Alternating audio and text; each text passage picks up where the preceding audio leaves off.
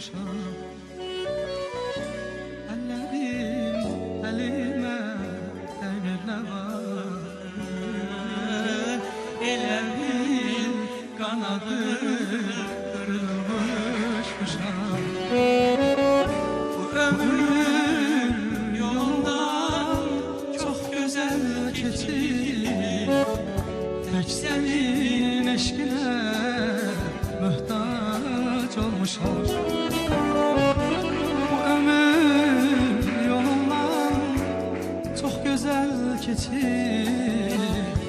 Tek senin sesine muhtaç olmuşam.